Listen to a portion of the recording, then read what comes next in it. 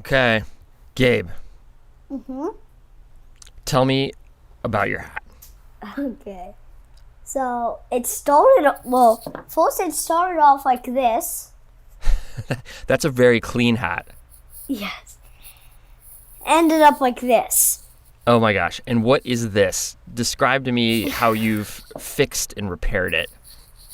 So I railed it for a while. We covered it with duct tape. And we got it repaired. Somebody covered the bill with some new fabric. Nice. And all this cover is Uh-huh. where there used to be holes, and they also sewed that up. Oh, cool. And what's the orange? Is the orange tape too? What is that? Yeah, all of this is tape. Okay. Cool. Tape. And Then you could see in the corner there's a little bear. oh yeah. Oh, you can still see the bear. That is cool. That's so neat. I like how the bears survived through the whole thing. So, Gabe, I'm curious, like, how long ago did you get that hat? When did I get this? When I was 3. When you were 3? How old are you now? 8. 8. Wow. So, has that hat gone on a lot of adventures?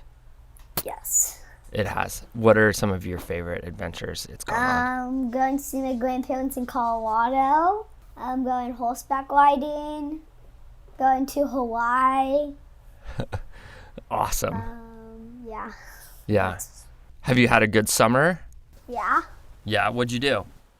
Went and go see my grandparents. Did you go hiking? Not really. More fishing. Did you catch fish?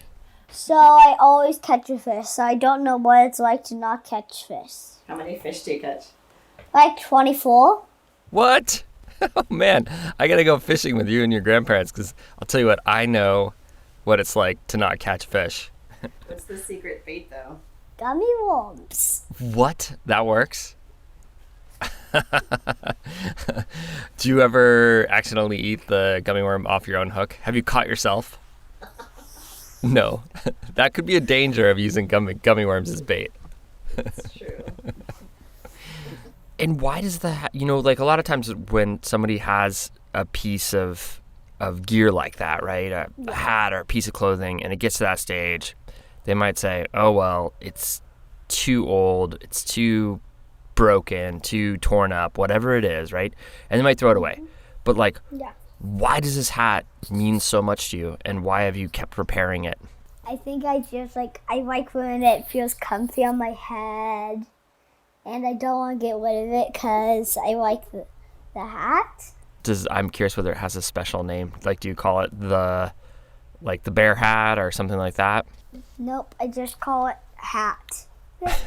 When I'm looking for my hat, I'm just saying, where's my hat? Because my parents know that I'm going to probably be looking for this hat.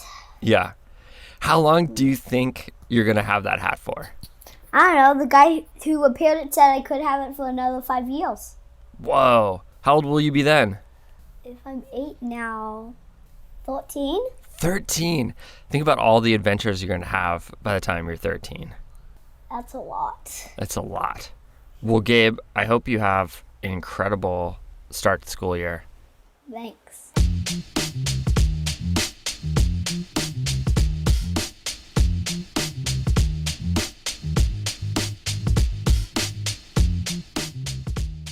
That was Gabe Clapper. Thanks, Gabe, for sharing your story about your trucker hat. I hope you go many more places in that hat, Gabe. It got us thinking, though, like, we all have our version of Gabe's hat. There's an item of clothing, right, or a piece of gear that we've almost sort of bestowed meaning into. We've had like powerful experiences while we've been using it or something like that. And so today we wanted to kind of like get together and think about that. Think about those pieces of gear that can take us back in time, that can transport us to a period of when we were younger, to a place, to a partnership. And, those stories can be really deep and really cool. And they are 100% irrational, but also wonderful. And we're going to dive in. We've got the crew here today. Welcome, everyone who's here. Cordelia. Lacey, I'm here. Skylar, I'm here. Hopefully you're here. I don't know. I like it. It's like roll call at school. Lisi here. Skylar here. Becca, Cordelia, everyone is here. Awesome. Well, today we're here talking about gear love. We're going to share some of our stories with you guys, and then we want to hear yours. So if you're on Instagram or Facebook, you can comment, share, post about it, and tag us. You can send us an email, and you can record a 2-minute voice memo and tell us your story. We know you've got some, and we want to hear them. I'm Fitz Hall. I'm Cordelia Zars. You're listening to the Dirtbag Diaries.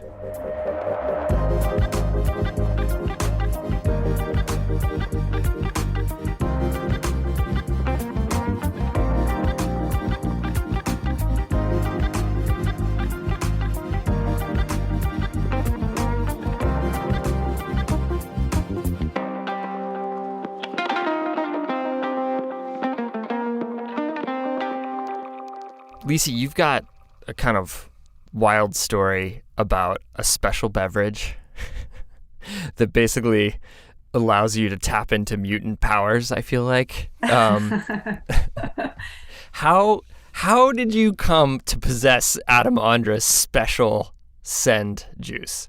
The greatest climber in the world, and you have his secret formula.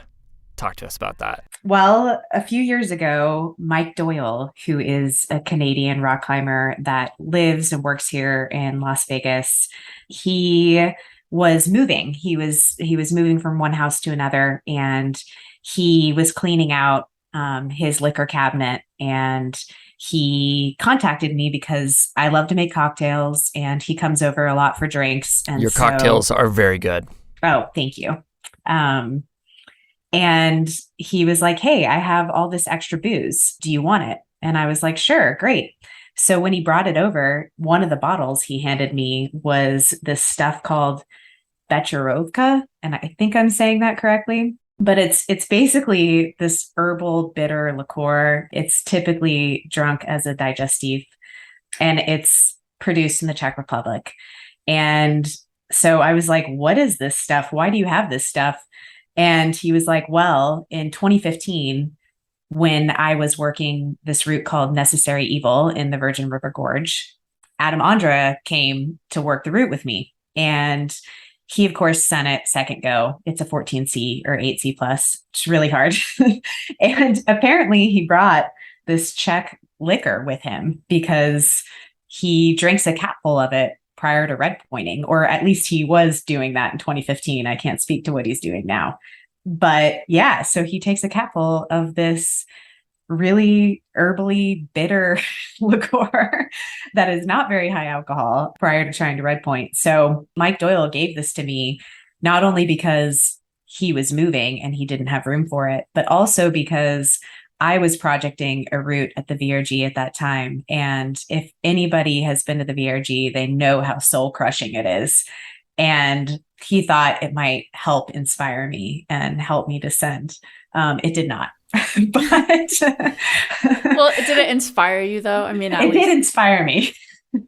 Now I just kind of like pass it around at parties occasionally. And if I'm trying something really hard and I'm really nervous about it, I take it out with me and I drink a capful from it prior to trying to red point. I feel like if you like pass it around at parties, like everyone would just like turn into the Hulk pretty much or something like that. Like it just would be like tapping into the Adam Ondra screaming, you know, like guttural rage. Yeah. Yeah. Have you shared, has anyone that you've shared it with at the crag like felt the impact and the effects of it and had an incredible day of climbing? Yeah, actually, there's been a few people that have taken a sip of it and been sent. I mean, I don't know if it's correlated. I haven't done a proper study, but it's actually, I have the bottle in my hand right now, and it's this kind of like tiny bottle, and it's not good. It does not taste good. How long ago was that you got that bottle? I got the bottle in 2020.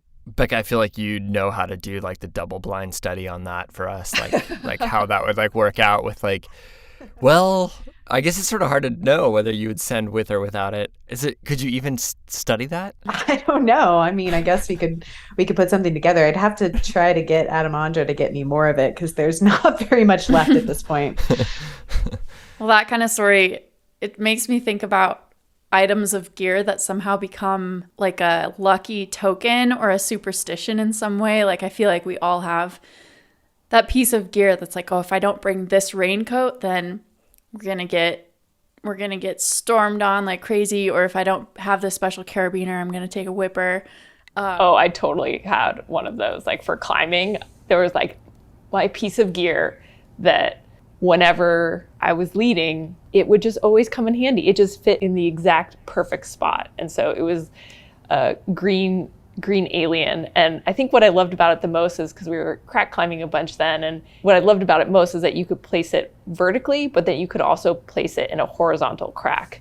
And I don't know if it was the cracks in Sedona or where, but it felt like that was like always kind of something that was like, oh, this is where I want to be able to slot this in. Or when climbing like little finger cracks, and it would just get smaller and smaller. And so on so many climbs, whenever I got in that moment where I was like, oh, I don't know what to do, like, okay, I need to put in a piece of gear. And it's like, I would look and be like, oh, the green alien is going to fit there perfectly. So that was my like favorite piece. And it was my favorite piece. This is the point where she throws me underneath the bus. Fitz and his climbing partner accidentally left it and it got lost. But I think it was a valid reason, Fitz. Well, like you make it sound like, oh, you like left it somewhere, and it's like, well, it got left, but it got left like 25 pitches up El Cap in the middle of a blizzard while we were stressed out, and like. It basically, and I regretted it that really quickly as well too, because I remember there's just one of those moments on El Cap where we were trying to do it in a day. We were slowing down because we were kind of high up above the ground, and it was supposed to be good weather. It had been storming the few days before, and it was like finally supposed to break, and it was just like that one moment where you realize like, uh-oh, something's happening. And you're starting to go faster and faster because you just know. And then like all of a sudden, like looking over at the rim, and all of a sudden these clouds come down, they peel down the side of the one side of the valley, and then they come up over the valley floor and then up El Cap. And then the next thing we know, it's like snowing and light hailing and then raining. And it's like somewhere in that we left our entire anchor in the wall and just like kept climbing, and like, you know, it was dark out, and at that stage, like at some point I was like way run out, and I was like, oh, this will be the perfect place for the green alien, and I was like, I don't have it. And then I was like, it's in the anchor 2 pitches below us. And at that stage it was just, we were kind of in survival mode, and I apologize for the 1000th time. That's okay. Beck, did your climbing suffer from like an anti-placebo? Like I don't have the green alien, I can't do this. It did. I stopped leading. No. And that was that. No, I think eventually another company, the hard part about it is that they stopped making the aliens, but eventually one of the other companies created something that was quite similar. So I was able to replace it. And I think I got them for your birthday. Pieces. Yes, I think you did. It's like, here. Sorry. That's great. Oh, thanks for sharing. Does anyone else have a story of like a superstition related gear item? I've got a story of a precious gear item that became a sort of absurd project, I guess. I was spending some time over in Southeast Asia just backpacking around, and I spent some time in Indonesia surfing. And while I was there, I was renting boards, and they really weren't doing it for me. So I went ahead and hopped on one of my buddy's boards, and it just felt spectacular. And I'd never ridden a board like that. It was a fishtail with only 2 fins. I'd always been on quad fins or thrusters, which is 3 fins. And so I decided I was going to have one of these like made for me while I was there, because that's like not a big deal. It's easy to find people to make a board for you, and they're pretty cheap. So I went ahead and did that and got a cheap twin fin fishtail made for me while I was over in Indonesia. And I'd say that's kind of where the story starts, is when I rode his board, my friend's. But then it really kicks off when I first went out and rode that board. It was on my last night in Bali, and the sun was setting, and I just really wanted to take this board out. So I paddle out into like this pretty inky black water because the sun's pretty low already. And And I remember paddling into my first wave on it, and it just like takes off. And I was hooked. I loved that board from that point on. It traveled with me all through the rest of that trip, which was like down through all of the South Island and some of the North Island in New Zealand, a bit more of Southeast Asia. And I decided when COVID rolled in and I had to get out of there and get home, I decided to bring it with me. And it isn't necessarily hard to travel with a surfboard, but I would say that it's more difficult than traveling without one for sure. And it's risky to the surfboard. So I paid the fee to get it on my plane. And I don't think the fee was too bad because the airline had like a sporting equipment policy that surfboards were covered under it. And I bought a bag for it, which is another investment into this board that was like this cheap board that there's an interesting phenomenon in Bali specifically that's called Bali glassing. And so when they do the fiberglass and like the resin and all the coating on the board to protect it and stiffen it, they do a pretty thin layer. And it's the cheap way to go. And it's, in theory, can be a higher performance board because there's more flex, but they break easily. And so I took this board from New Zealand to the US and it got crushed in transit, which happens to surfboards. But for some reason, I just loved this board so much that I got it fixed. And I decided to take it out again when I was back home after fixing it. And the first time I paddle out, I got hit by some longboarder and he took my fin off. So it was no longer a twin fin, it was now a single fin. And I had a gaping hole where the other fin was. And so this is where I started to put like an absurd amount of money and effort into this board. And I went and got that repaired and got new fins for it. And so this board is just becoming a hodgepodge of like different colors and different glassing and new fins and all that. But at the end of the day, I mean, that's the one board that I'll continue to take out almost every trip. It's like that and maybe one other one. I just love the way it rides. And oh, wow, you still ride it? Oh, absolutely. Whoa. The patchwork of various components patched together over years of travel. Yeah, it's definitely become a memento. And I used the outline of that board and the styling of the graphic on it as a tattoo, as like a true memento to that whole trip and all that craziness. So that board will forever be with me in one way or another. Does it still, like, after you've done all the work on it, does it still accelerate?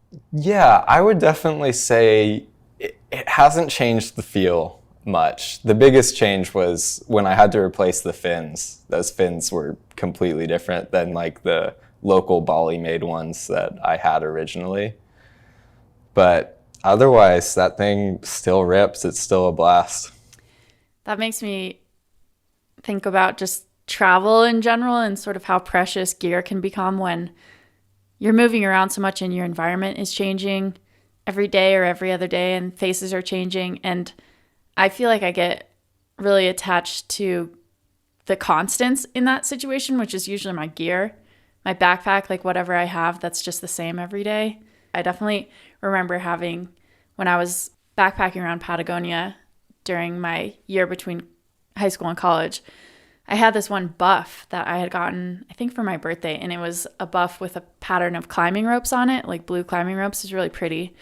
And I loved that buff, and I wore it everywhere. I took it everywhere, and it was something that was this like really sort of safe, like teddy bear, like constant for me as I was moving around and meeting different people and just constantly changing locations and changing places that I slept every night.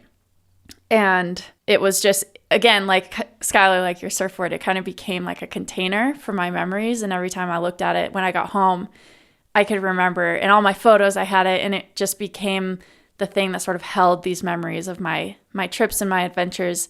And I lost it somehow, like midway through college. And I was devastated. It was so sad. And it was like an irrational loss, because it's like a, I don't know, $25 buff that could be replaced. Like that pattern exists on another buff somewhere. But it was so heartbreaking for me to lose it because it felt like a piece of an item that had become so personal that I gotten really attached to couldn't be replaced, even if I got a new one. And I did eventually get a new one because one of my friends years later I saw wearing the same buff with the blue climbing ropes on it. And I was like, man, I really miss that. So I did get a new one, but it's not quite the same. It doesn't hold those memories. And it's weird how attached you can get to the old one that just doesn't feel the same when you replace it. We'll be right back after the break.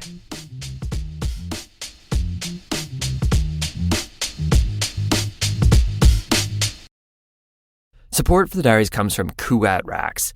They've released the Ibex, an overlanding truck bed rack that handles substantial loads both on and off the grid, because we could all use some time off the grid, seriously. Constructed from lightweight yet durable aluminum, the black powder coat is made for all the nature you can throw at it. Available in different frame sizes to accommodate most truck models, the Ibex is engineered for adventure with versatile full and half-height configuration. It's an ecosystem of adventure possibilities. For more details, visit kuat.com. Kuat, because you will absolutely love this bed rack and go dope places. Do you have a resolution to adventure outdoors more this year? Make it happen with Sierra Club Outings. Leaders in conservation-focused, active outdoor adventures, Sierra Club Outings hosts over 250 small group trips every year where you can backpack, kayak, raft, volunteer, and more. These trips fill up fast, so reserve your spot at sierraclub.org/outings and use the code DIRTBAG to get $100 off. With Sierra Club Outings, it's more than just a trip. It's an adventure with a cause. We'll put a link in the show notes. Check out all the incredible trips they have and make that resolution happen. Hey everyone, it is that time of year. We need your shorts, your stories, because you power this show. We hear from so many of you that one day you're going to submit your short and send it to us at the Diaries. Guess what? That moment, it could be right now. So make it a New Year's goal, or use it as an excuse to take a break from Uncle Joe at the holidays. You make this community, your voice is valued. You can find all the information you need at our website, dirtbagdiaries.com. Click on the Write Us tab, where you can find instructions and the submission form. Pay attention to it. It helps the cause. Trust me. Link is in the show notes, so take a moment, click on it, consider it, and then get to work. You've got until January 19th to send us your short. Once again, it's dirtbagdiaries.com/write us. Thanks. Yeah, I feel like I have wool socks that definitely need to graduate to the next phase of their existence. But it's just hard, when you've hiked in them for however many years, and they're your trusty socks and they fit just right and they still are warm even when they're wet, and it's like the new pair is a little too slippery and thick, and you know how socks just become part of your foot and then you can't get the new socks are just not as good. But yeah, eventually, when the entire sole is holes, they're not super effective. I feel like when a sock becomes part of your foot, then that's not a good sign. It's no longer providing the sock abilities. I definitely was I like new socks. Sock would not be the thing. It's strange, and maybe it's because and I think Becca will attest to this, I am super hard on gear for whatever reason. It's I'll thrash things, and I definitely wear stuff for long periods of time, and great gear will last, sometimes decades, but I'm really hard on it. And I don't think I invest as much into it because I think I've had things just come and go and be whatever, it's just a tool. And maybe it's that's how I protect myself from not being nostalgic about it or whatever it is. But it does make me realize it's probably all these things that we all have talked about. Maybe it'll make me try to think about the memories that I have with it, and it kind of will bring me back a little bit, because it's cool to hear about the surfboard or your stinky pair of socks, Cordelia, or nobody said they were stinky. All right. Well, yeah, right. And I'm sure Lisi probably remembers, every. I mean, it's not that big of a bottle, but you probably remember every time you had a little sip out of that cap of the bottle, right? Yeah. And it's it's kind of crazy how that actually ends up being there. And Skylar, you're probably never going to forget that first ride in Bali, right? It sounds like a moment. Oh, definitely not. It's just pretty cool. I feel too, cars, they don't necessarily count as gear maybe, but they are an important tool for fueling our outdoor adventures. And I feel like the attachment to one's vehicle can get like very, very strong. Oh yeah, I've got car stories. I had this 96 Jeep Cherokee XJ that was like one of the first cars I bought myself. It was like my first real adventure car. And Skylar, I think it's also worth pointing out that car is older than you. Is that correct? yes, that car is a bit older than me. In fact, until like pretty recently, I've never owned a car that was younger than me. I have a thing for older cars. What can I say? It drove like an old Jeep, and for some reason I loved that. It was like the softest suspension, just so wallowy on turns. The steering was so loose that it was like almost scary. The tires were like pretty bald, and it was a little bit overpowered for how light it was, but I loved that thing. I loved all its completely quirky flaws, and all I remember about it was like taking it out to the beach to go surfing, or taking it like out to Smith Rock for a weekend climbing trip with my friends, and all that good stuff. I've got some photos of it just like absolutely loaded down to the point where you can see the rear suspension sagging like inches deep, because we loaded it up with like 3 of us. Couldn't fit all the people given all the gear we had. To this day, I regret selling it, and I sold it to buy a van that I wanted to live out of for a bit, which is another car that I have an attachment to that also had terrible handling and was also older than me. But to this day, I regret selling that thing. That car was so sweet. I feel like very attached to my mountain bike. I know we've talked about like clothes and pieces of gear, but I feel like actual, I don't know, skis or bikes, or I guess Skylar's surfboard is similar. But I always think about my bike in terms of how I feel like people would feel about their horse, and get like really close to it and form an attachment with it, and you like talk to it and it talks to you and it becomes part of your body, and you have this unspoken communication, and people think I'm weird, but I feel a real bond with my bike, and I feel happy when we're going out on adventures together. Her name is Lucy because one of my best friends is Lucy, and she's a crusher. So that's my biggest gear attachment, is probably my bike. It represents that freedom, you know? Yeah, when you kind of break it down into the philosophy of it, it both doesn't make sense and it makes sense, like how you could assign so much meaning to an object, and that feels kind of silly. But then when you think about what it does represent, it's like this bike means that I can go just with me and my own power in the bike. We can go a long way. And like that tool has taught me a lot about myself too. Facing challenge, like pushing myself through difficult spots, feeling so much joy and just freedom, like air flowing by me on the downhills and laughing. And so yeah, without it, I feel like I actually would have fewer memories, or not as much access maybe to those emotions and those lessons. That's pretty cool.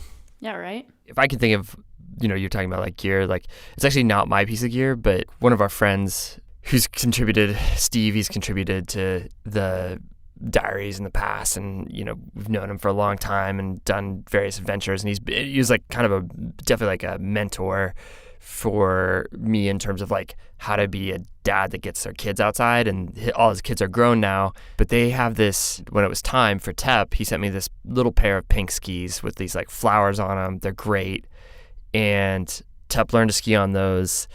They got shared with another friend when it came time. They came back to us, and like Wiley had them, and this last year like Wiley outgrew them, and then we'll pass them on to May, who's Andrew, who works with us, little daughter. And it's like crazy to think that I think it's like these sets of skis have basically brought, I don't know, like 7 or 8 kids into that world of like sliding down snow. And I'll be psyched because they're like going to someone I know, and I'll see them because like we'll ski with Andrew and stuff like that, and I'll get to see them continue on. But it's like that when they finally like totally disappear, I'll be like, oh, like I think especially like how many hours has been like spent on a bunny hill, like going very slowly, or like picking a child up or doing whatever, like it's like there's a little bit of my soul left in those skis. just bringing the boys up and doing that, and it's kind of wild. So they're not my piece of gear. They'll probably never remember them, but I sure loved them. I sure appreciated them.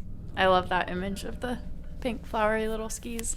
Oh yeah, through so many kids' lives. Well, it's so funny because they're all little terrors on them too. So they look like all cute, but there's like these little torpedoes flying down the hill, like about to take out your ACL. So, don't judge a book by its cover. Well, thanks everyone for sharing your stories today. That was awesome.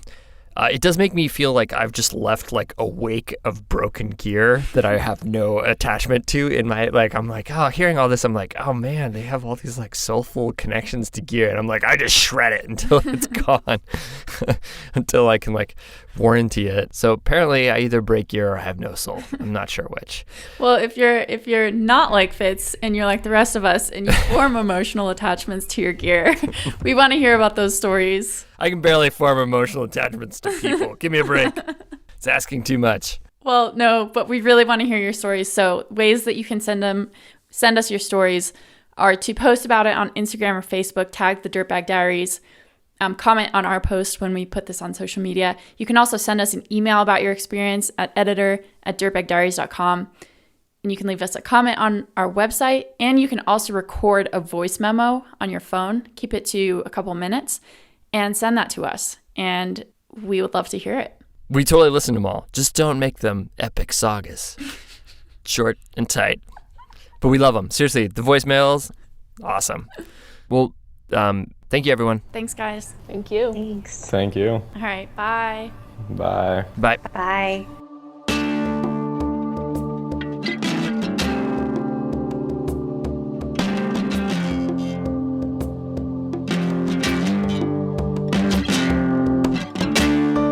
Thank you, Whitney, Gabe, Cordelia, Lacey, Skylar, and Becca. Our stories come from friends of friends, and you, our community.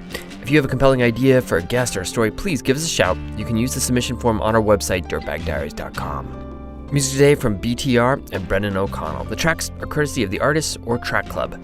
Jacob Bain and Nice Cotto composed our theme song. You can find the links to the artists at our website, dirtbagdiaries.com. This episode was edited by Andrew Burton with additional support from Cordelia Zars. Additional production help from Ashley Langholtz and Becca Call. Artwork and illustration by Walker Cahal. Becca Cahal is our executive producer. I'm Fitz Cahal, and you've been listening to the Dirtbag Diaries. Thanks for tuning in.